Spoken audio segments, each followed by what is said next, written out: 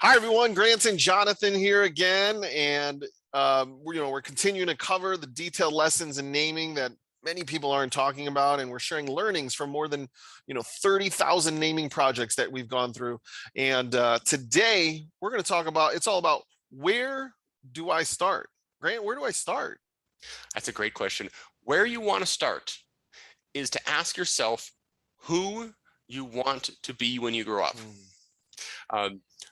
How do I want to position my brand is a lot of times what I think about this.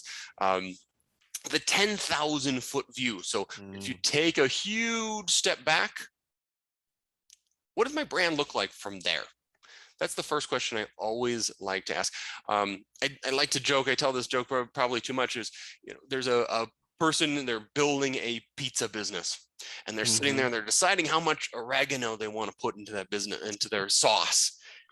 You have to take a huge step out of that conversation to start thinking about your brand. And that, I think, is the hardest part.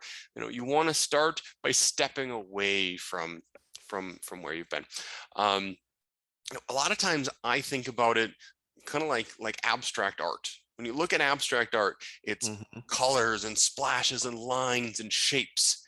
But when you look at it, it expresses something. It's not always easy to say, it's not always easy, but you feel it, and that's kind of where the brand dialogue starts. It's at this abstraction, and you start wanting to define where you want to be from that big picture.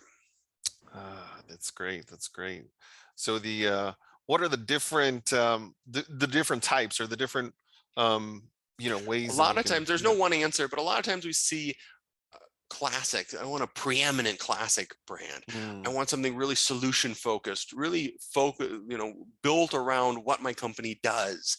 I want something that's really intriguing, something that's really modern, something that's one of a kind and very unique, something that's fun and playful, something that has a really emotional impact. These are some of the ones that we see many times. Probably 80-90% of businesses you can categorize into one of those places. That's great. That's great. It's very simple when you think of it from that, from that high level. After you do that, right? That's the first part. But where do you go from there? That's a really great question. And something that a lot of people struggle with. Where do I get the information? And there's really two paths. One of them is the classic path where you go to a consultant and they're going to help you start your business. It's really part of the business planning. It's not as much, the brand activity is taking your business plan and pulling it into something concrete. So, if you go through that rigorous business planning, you'll probably do some official surveys. You'll do some research into your audience and who's likely to buy this and those sort of things. What I find is that most business owners, most people looking to start a business, don't have the resources or the patience to go through something like that. And in that case, you have to pull on the conversations you've had. You shouldn't be going in any business blind, right? Probably, if you're opening a IT business, you've probably been in the IT field for more than 6 weeks. So you're pulling off that experience and your experience with your customers and so on and so forth. Part of it though is you, like, how do you're going to have to live with this forever. How do you want to, what makes sense? How do you want to represent yourself in the business that you're going to create? Another tool would be looking at holes in the market. So do you think especially when you're looking at like a high end versus a not so high end business, and that's going to play a lot into your brand. Is there room for another high end business? Do you want to be that, or do you want to be on the other side? So those are a couple tools that you can use. That's great. And Grant, when we ever talk about that high level overview, we talk about building blocks.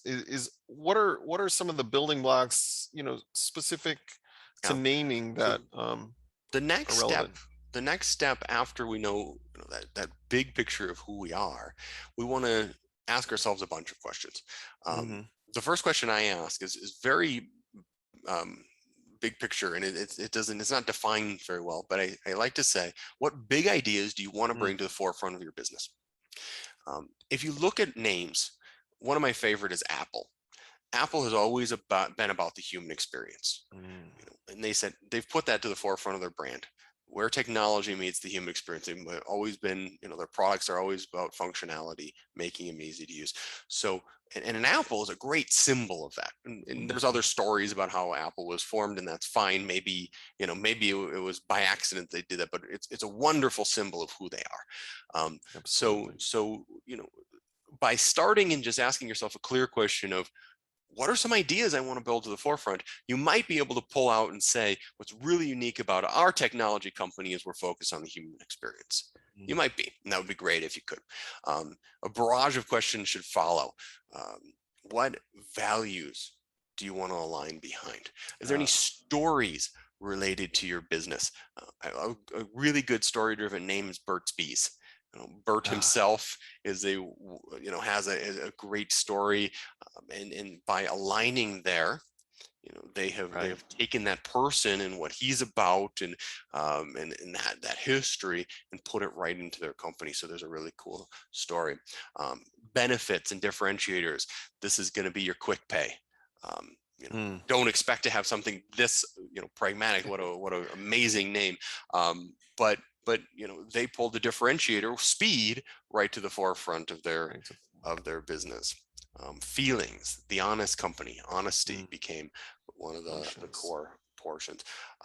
Or a value proposition. If you can summarize your business into one sentence and it's different than any other business out there, you can have what's called a pragmatic name.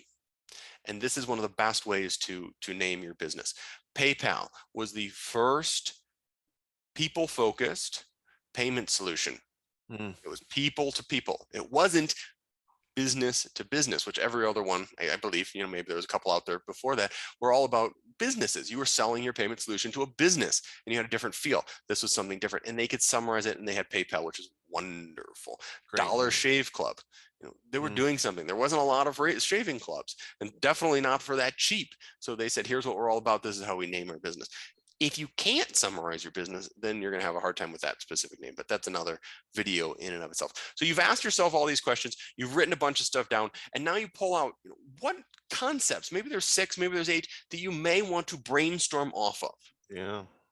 And that is really where you start. You start with this overall vision of who you want to be, and some building blocks that you can build a name upon. These words and phrases, then you start playing around, and this is where, again, a whole nother video where brainstorming comes in, and thesauruses and all that sort of stuff. But that is where you start. You should have it on a piece of paper, written down. There's a couple other questions really quick that you should definitely ask. You should think about the domain. Domain is an important decision. I've seen it, really hinder. Not aligning on the domain up front can really hinder you, and not understanding the consequences of your domain. Many people want a .com. .coms are amazing, but they're going to be very limiting. So a lot of people come in and they say, I want a .com, but I also want something that's a single English word. The reality of that is that's going to cost you. Well, you can have them. We have them on our website. Yeah, absolutely. Would love for you to have them, but they're going to cost you some real investment money. Yes, premium. It's not going to be $11.99 off of GoDaddy. That's for sure. Right. No way. So kind of aligning and having realistic expectations right up front about what that domain looks like. Are you willing to put something on the front of it? Tesla was, or Dropbox was Get Dropbox for a while. Tesla, so you're willing to put some on the back of it, was Tesla Motors for a while. So those are the questions. Are you willing to invest in a premium domain is another question you should ask.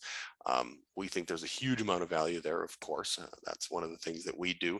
And if you do that, definitely consider looking into a premium domain marketplace. So yeah, that's really where you start.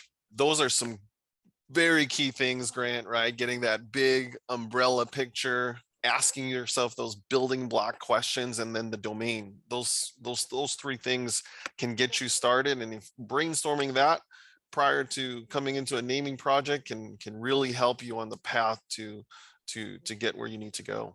One more little tip, write it down And then Mm. when you come up with names in the end, make sure that they align. That's a great way to choose a name. You know, I have this name and it aligns with who I want to be from a big picture. And it tells the brand story that I've chosen as one of the 8 core things about my brand.